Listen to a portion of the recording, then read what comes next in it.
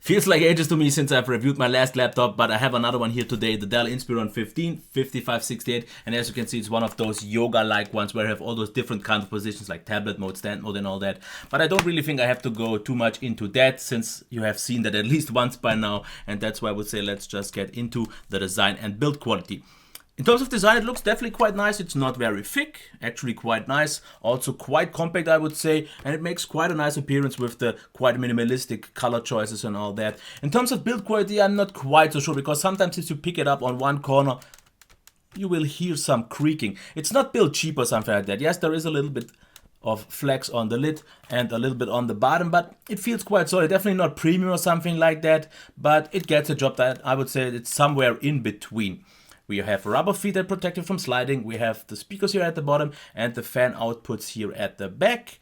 That's it, I would say. So definitely not all that bad, quite okay, I would say. In terms of ports, we have the port for the charging, HDMI, 2 USB 3.0, one is with always on, headphone jack. In the middle here we have a status LED and the cutout if you want to open it. On the right side we have a power button, volume rocker, since you can use it as a tablet, that is definitely handy. Sorry. SD card tray, the whole SD fits in, which is nice, and USB 3.0 once again with the Kensington lock here at the back. In terms of ports, you are definitely covered. Okay, you don't get something like USB Type-C or so, but yeah, it's not kind of a high-end device, and that's why I don't really expect that. So I would actually say let's just open it and see what it gets. You can't really open it with one hand because the hinge is very, very stiff, which is kind of good because especially in tablet mode or in stand mode, you will definitely know to appreciate that. The plastic here is also quite nicely built. We have some rubber protection here as well.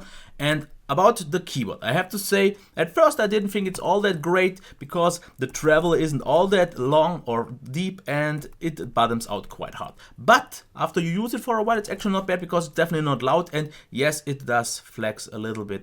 But this is something that usually didn't bother me because once I got a little bit used to that feel and the quiet typing, the typing experience actually wasn't all that bad. Of course, not on a latitude level, but actually solid. We also have 2 levels of backlight, and when we talk about the touch screen, that one works also very nice, as you can see here, and I will get to that in just a second. But first, the trackpad. It's very reliable, it's very big, picks up everything quite nice. All the 3-finger gestures work absolutely fine. Had no complaints here at all, so this was good. Friction is kind of okay. It could be sometimes a little bit easier because I sometimes have a sticky feel, but it's overall done nicely, so all that is fine. So let's take a look at the display, and I want to show this off with a video so you can also already see the sound or hear. To change with a button or something like that, like it's possible on the Logitechs, but it's quite a powerful and flexible software. And I would say let's get to the other important part, the actual sound. Let's start with the gaming. I have to say the virtual surround sound actually works quite good because it felt immersive. Okay, that should be good enough. Quick thing about the display, there is quite some backlight bleed. I can't really show this off on video, but here a little bit was something there at the bottom and in the middle, so quite a lot of backlight bleed actually. In usual normal use you don't notice it so much, but in darker environments you will see this. The black itself is quite fine. The white point is also quite good.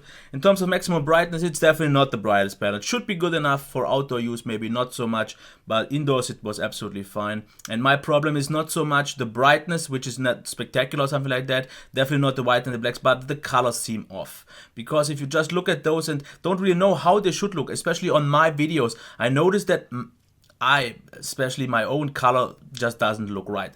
On no matter what monitor I look at it, on anything else, on any tablet, this is the one where it looks the most off. If you just watch content and you don't really know what it looks like, then you should be absolutely fine. Then it's absolutely no problem, but it's definitely not a color accurate one. You maybe can some way calibrate it, but the default calibration is definitely off. And if we already talk about the sound, you have definitely seen that it is bottom firing, which is already not something that I prefer so much, but the issue here is the distortion. It gets quite loud, which is good, but no matter what kind of content, even if higher quality or lower quality, especially watching a lot of podcasts and TV shows, there was so much distortion going on. And I'm complaining about this on Dell laptops for such a long time already that I'm not quite sure what else to say. The overall sound balance would have all been nice, but you always hear the kind of resonance and the vibration of the chassis itself, and or the driver itself. Maybe it's just overpowered or something like that, but the audio experience is not really all that great. But if we talk about the performance, here is where I'm super pleased, because as we can see, and we can see for some reason, the SSD speeds are absolutely fine. Around 500 reads and 270. This is something that is not really all that impressive these days, but it is still okay for what it is right now. Also the i7 here that we use, the 6500U Skylake SoC, does a great job with 16 gigs of RAM, which is almost overpowered for this device. Makes a super snappy appearance. You can jump between the apps very easily. All that works super nice and fast, very responsive to the touch. So all is good here, nothing to complain. They did a great job. Heat is also not really an issue because it stays moderately. It gets a little bit warm, especially if you use it on the lap. And the noise is something where I can't complain on a desk, because there it's absolutely fine. And even under heavier load, the fans manage to stay very subtle.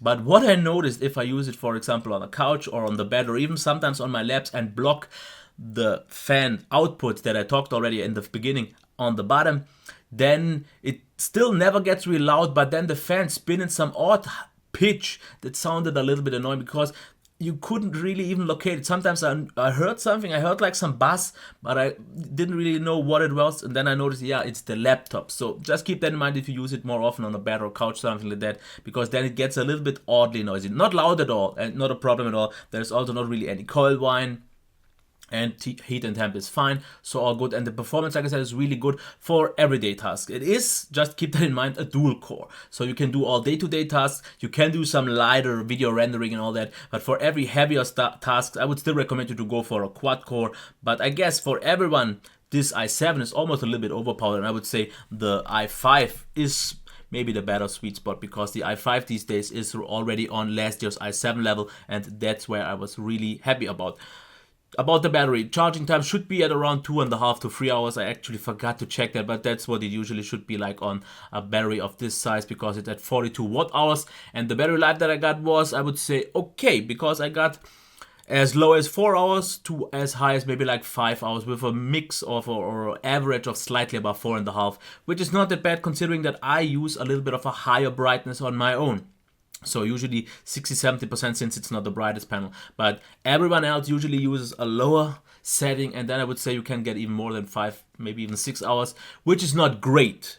But considering the battery size and the power you get here, is still absolutely fine. No complaints here from my side. So if there's not too much to talk about, we have Windows 10. I have the anniversary update. You have all the goodies, all that, since you can use it also with a tablet. That is fine, but not really something that I have to talk about. Of course, there's a lot of Dell bloat here, but you can uninstall that, so that is fine. So let's get to the verdict. And I would say, am I impressed with this device, or am I satisfied? I would definitely say I'm not impressed, and you can see the pros and cons, not too many on both sides. The ghost touches, as I said, keep that with a grain of salt, because I couldn't really narrow down if that was a thing of the display or whatever else. But as you can see here, the pros and cons aren't all that many, because I would say it's a very average, decent laptop. But especially for the price, at least here at around 1,000 euros, I think the value is not just great. But once again, I'm doing this review in Germany, and every time I get comments from anywhere else, they get the devices so much cheaper. So I'm not quite sure for which price you can get this, but I'm pretty sure it will be way more reasonable,